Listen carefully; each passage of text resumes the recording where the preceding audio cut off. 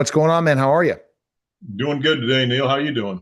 Fantastic. And our topic today is the end of neutral decisions. Why every financial move is now strategic. What do you mean when you say there are no longer any neutral financial decisions, Alan? Well, Neil, first off, I like the way you started off. Why every financial move is now strategic. That's my name, Strategic Wealth Strategies.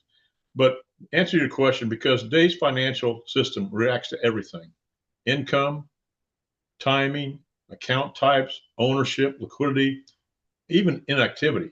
Doing nothing isn't neutral. It's a decision that lets default rule. You know, it rules your outcome. Yeah. Why did neutral decisions exist in the past but not anymore? Well, rules used to change slowly. They don't anymore. Thresholds were higher and enforcement was lighter. Today's automation, data tracking, and policy overlap mean even small choices create measurable consequences. And with AI, I like everything is instantaneous and it can affect, instead of taking 2 weeks or a month to do something, it's done in seconds. Totally. How does inaction become a strategic mistake? Well, inaction locks in exposure. First off, inaction is lack of education, for one thing.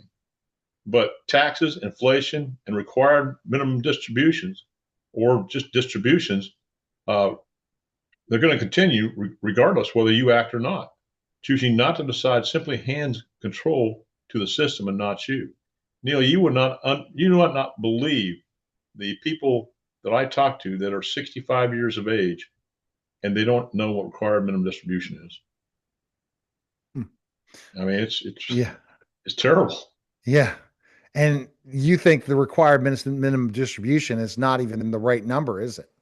No, not even close. Because people are going to be living longer for sure.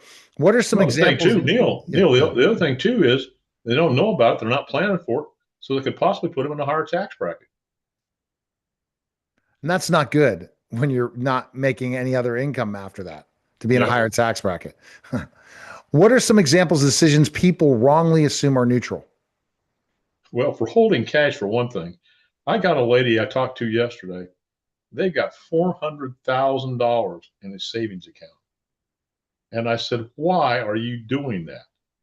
Well, my husband's old school. He just likes to have his money close to him. And then I explained a few things to her. Well, we got to guess what? We got a big meeting next week, and her husband's going to be there too. I said, that $400,000 you've held for the last couple of years, it could be worth 450, 500,000, possibly more. And then if you put it in a life insurance policy, it gives you all the protection. I mean, your death benefit could be over $1 million.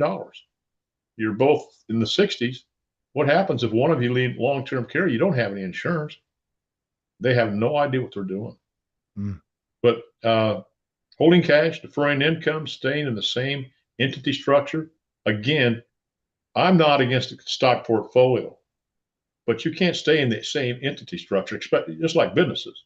But what I tell people, you've got to have buckets of money in retirement. You got to have your liquid assets. You've got to have guaranteed income just to pay for the basics in life. But decaying estate planning, or excuse me, delaying estate planning. The longer you delay, the worse it is. Or leaving accounts untouched. A lot of people, they leave accounts untouched. They forget about it. Each one quietly affects taxes, flexibility, and future options. And it's just it's just like planning for your death.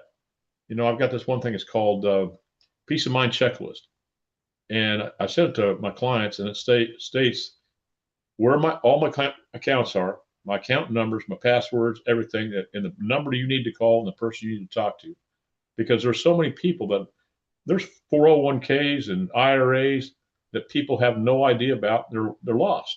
They're costing families millions, if not trillions of dollars, billions of dollars. Why is this especially dangerous for high net worth individuals? Well, because scale amplifies consequences. What's a small inefficiency at a lower income level becomes a major cost as assets and exposures grow. You know, you think about it. Well, you got that small amount of money and you make some bad adjustments, it really affects you, but it doesn't affect you as much as somebody does in a higher tax bracket with more income because it's a huge loss to them. What replaces neutrality in modern wealth strategy? Well, Neil, I would say intentionality and planning.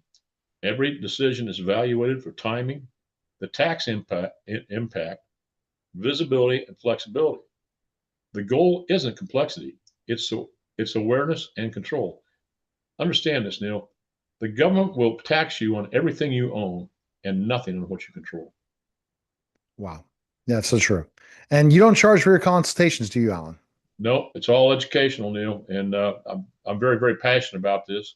And people can call me anytime at 910-551-1046.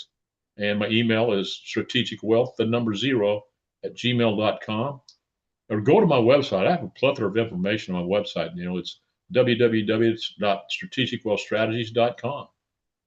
Have a call with me because I will show you how to think outside the box or educate you how to think outside the box of conventional financial planning and quit wasting your money on undue taxes, fees, and lost opportunity cost. All right. That was the Strategic Wealth Strategies podcast, guys. Take care.